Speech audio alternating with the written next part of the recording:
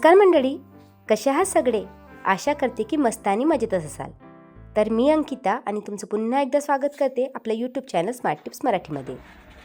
तर मैत्रिणींनो, सुंदर अशा दिवसाची सुंदर अशी सुरुवात झालेली होती. तर आज सकाळी खूप लवकर उठले आणि बरेच दिवस झाले मी तुमच्यासोबत माझा सकाळचा ते संध्याकाळपर्यंतचा रुटीन शेअर केला नव्हता. तर विचार केला की आज तुमच्यासोबत शेअर करूया. माझ्या बाल्कनीमधून हे पिवळं झाड खूप सुंदर दिसतं. असं वाटतं की पाहतच राहावं. अगदी सकाळी सकाळी खूप थंडी होती. विचार केला की बाहेर बसून थोडंसं नेचरचा आस्वाद घ्यावं, पण काही जमलंच नाही. लगेच दरवाजा बंद केला आणि आत आले. आज तर चहाही घ्यायला मिळाला नाही. बघता बघता कसे 6 वाजले कळलंच नाही आणि त्यानंतर माझा क्लास सुरू होतो. त्यातलीच एक छोटीशी क्लिप मी तुमच्यासोबत शेअर केली. सकाळी सकाळी एवढी घाई असते की वाढत्या वयानुसार आपण स्वतःकडे मात्र लक्ष देणं विसरतो. पण जसं जसं आपलं वय वाढत जातं ना, तर पायदुखी, कंबरदुखी हे प्रॉब्लेम्स आजकाल तर मी प्रत्येकाच्या तोंडून ऐकतं. कधी कधी तर एवढा कामाचा कंटाळा येतो की काही करायची इच्छाच होत नाही. असं वाटतं की दिवसभर झोपूनच राहावं. पण जर काही आपण रुटीनमध्ये चेंजेस केले, आपल्या खाण्यापिण्यामध्ये बदल केले ना, तर नक्कीच या गोष्टी आपण अवॉइड करू शकतो. आणि असंच काहीतरी रुटीन मी आजकाल फॉलो करण्याचा प्रयत्न करते आहे. 7-8 महिन्याआधी मी तुमच्यासोबत 21 दिवसाचा चॅलेंज असा काहीतरी व्हिडिओ शेअर केला होता. 2-3 दिवस रेग्युलर मी तुमच्यासोबत व्हिडिओही शेअर केले. पण आपलं प्रत्येकाचंच असतं की आपण कन्सिस्टन्सी फॉलो करत नाही. कुठलंही चॅलेंज घेतलं तर ते 2-3 दिवसासाठी करतो आणि त्यानंतर मात्र आपला उत्साह कमी होतो. कारण कुठल्याही सवयी एका वेळे लागत नाही. मी नेहमी तुमच्यासोबत म्हणते की 1 बाय 1 कुठल्याही सवयी लावा. पण त्या व्हिडिओनंतर मी त्या 7-8 महिन्यानंतर मी तुमच्यासोबत भरपूरसे DIY होम ऑर्गनायझेशनचे वगैरे व्हिडिओ शेअर केले. खूप वेगवेगळ्या टॉपिकवर व्हिडिओ शेअर केले, रेसिपीचेही व्हिडिओ शेअर केले. पण मला आता भरपूरशा सवयी लागल्या आहे आणि त्यातून मला कळलं की एका वेळेस सगळं काही सवयी लावणं हे पॉसिबल नाही. त्यामुळे कुठे ना कुठे होई का मी हळूहळू स्वतःमध्ये चेंजेस करण्याचा प्रयत्न करते आहे.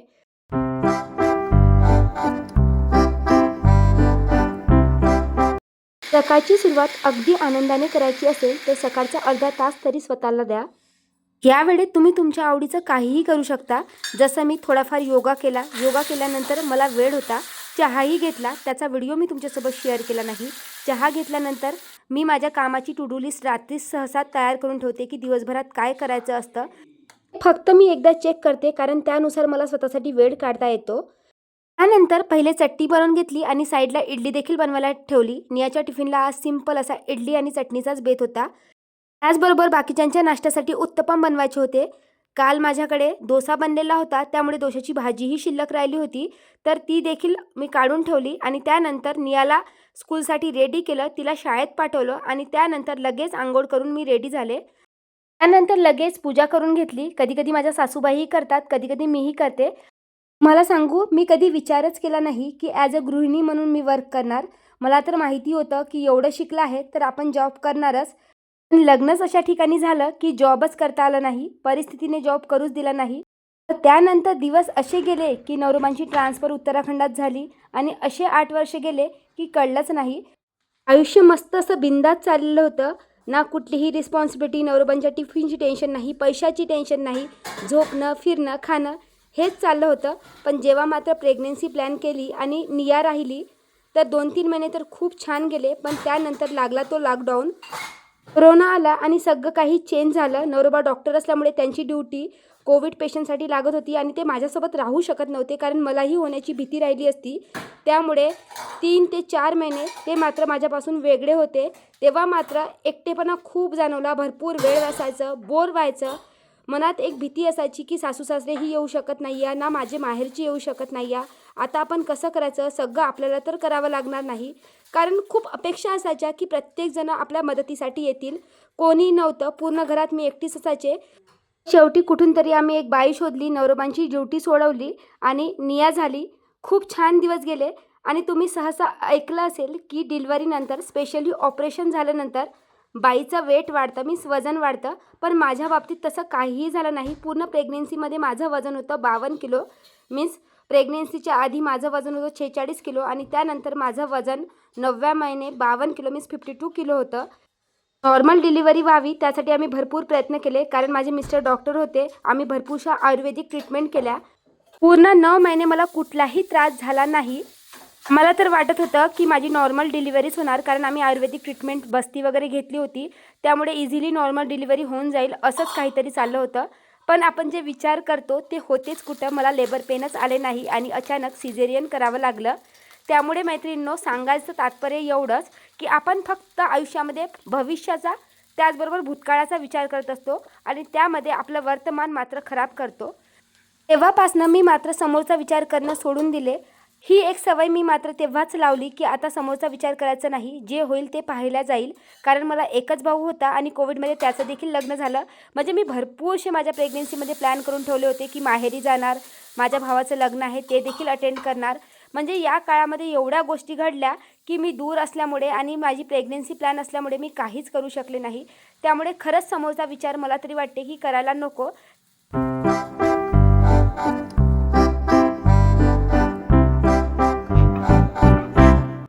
सहसा आपण गृहिणी प्रत्येकाची काळजी घेत असतो, पण स्वतःच्या आहाराकडे मात्र दुर्लक्ष करतो. त्यामुळे रोजच्या जेवणामधून आपल्याला पोषक तत्व मिळत नाही.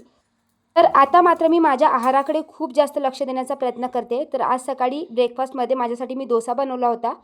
मागच्या व्हिडिओमध्ये मी तुम्हाला सांगितलं की मला हिमोग्लोबिनची कमी असल्यामुळे मी हे बीटरूटचं ज्यूस ट्राय करते आहे. रोज बनवणं पॉसिबल होत नव्हतं, त्यामुळे ही ट्रिक ट्राय केली आणि या पद्धतीने मी गेल्या काही दिवसापासून रेग्युलर ज्यूस पिती आहे.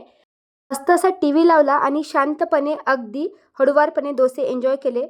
असं आपल्या गृहिणींचं असतं की आपण इतरांची खूप काळजी घेतो, पण स्वतःकडे मात्र दुर्लक्ष करतो.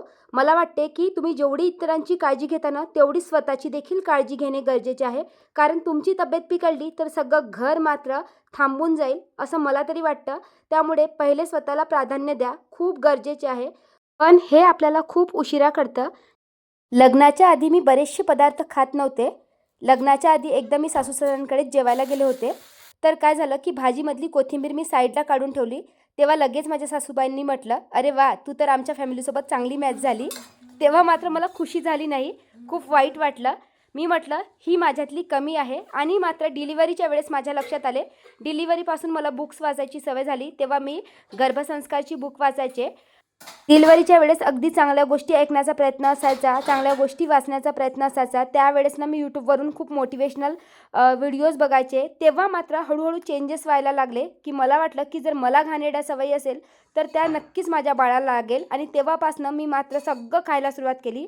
आता मला वाटतं की असा कुठलाच पदार्थ नाही की मी जो खात नाही. मी आवडीने बनवतेही आणि तेवढ्याच आवडीने तो खातेही. आत्ता सकाळचे 10 वाजलेले आहे. नाश्ता केला आणि लगेच दुपारच्या भाजीची मी तयारी करून ठेवली. सुबाई पोळ्या बनवत होत्या, तर मी म्हटलं की मला जर लागेल तर मी गरमागरम बनवेल, नाहीतर मग बरेचदा वेस्ट होतात आणि अन्न वाया घालवलेलं मला आवडत नाही. त्यामुळे लागेल तेवढंच बनवायचं. माझं तर एकच मत आहे, पैसा असला की तो जास्त उडवायचा नाही आणि पैसा नसला की मग रडत बसायचं नाही.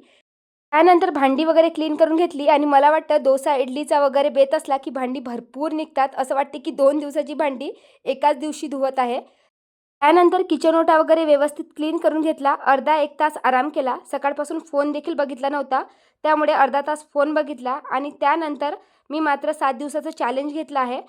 या 7 दिवसात मी काही छोट्या-छोट्या सवयी स्वतःला लावण्याचा प्रयत्न करणार आहे. त्यामध्ये सर्वात पहिली सवय आहे सेल्फ केअर. त्यामध्ये माझं पूर्ण लक्ष माझ्या आहाराकडे असेल. कारण आता ना वाढत्या वयानुसार आता माझीही 35शी चालू आहे आणि या 35शीमध्ये माझेही थोडेफार पाय दुखायला सुरुवात झाली आहे. मला वाटतं की वाढत्या वयानुसार आपल्यामध्ये व्हिटॅमिन्सची कमी होते. त्यामुळे मल्टीव्हिटॅमिन्स मला तरी वाटते की घ्यायला हवे. तर ते देखील मी चालू केले आहे. त्याचबरोबर दिवसभरात पाणी पिणे, फ्रूट्स खाणे या गोष्टी मी सहसा करत नाही. पाणी तर मी नेहमी पित असते, पण फ्रूट्स मात्र अवॉइड होतात. त्यामुळे हे काही छोटे-छोटे चॅलेंजेस मी या 7 दिवसात कंप्लीट करण्याचा प्रयत्न करणार आहे आणि त्यानंतरच हळूवारपणे 21 दिवसाच्या चॅलेंजकडे मी वळणार आहे.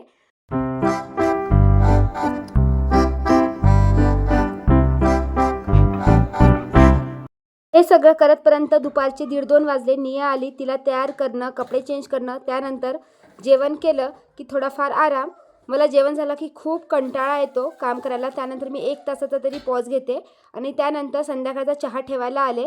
भरपूर काही शूट करायचं होतं, पण एकाच दिवशी सगळं करायचं म्हटलं तर थकल्यासारखं होतं. त्यामुळे जेवढी काही एक्स्ट्रा भांडी ओट्यावर वगैरे ठेवलेली होती, तर चहा करतपर्यंत ती भांडी देखील ठेवून घेतली. मला चहा अगदी शांतपणे प्यायला आवडतो.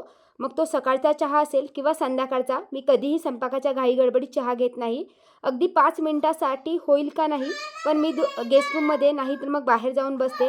कधी नवरोबांसोबत होतो तर कधी एकटा.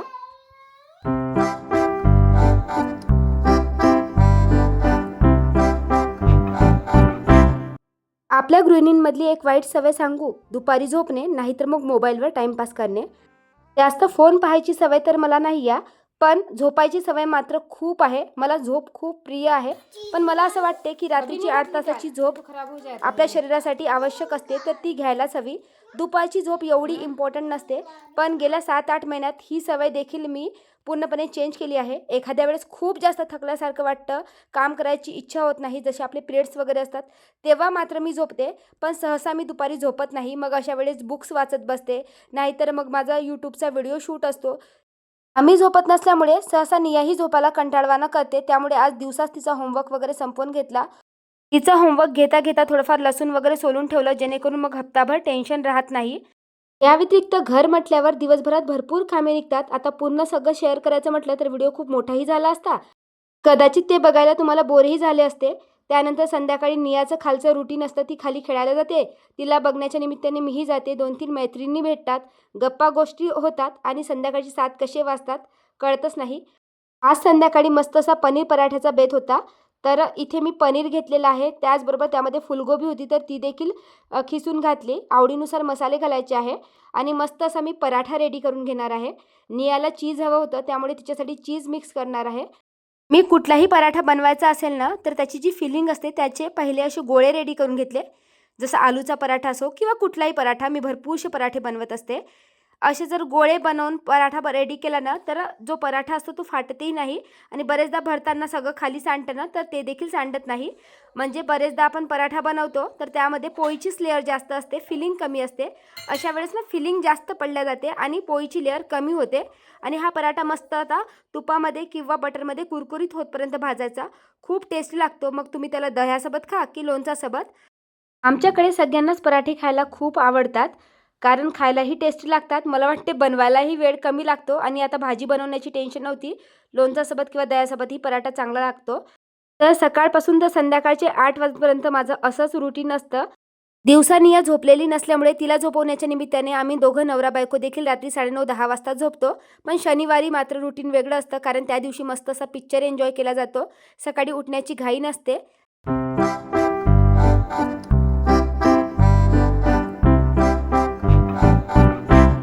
तर मैत्रिणींनो, असंच माझं रोजचं डेली रुटीन असते. थोडेफार काही चेंजेस होत असतात, पण कदाचित असाच दिवस जातो.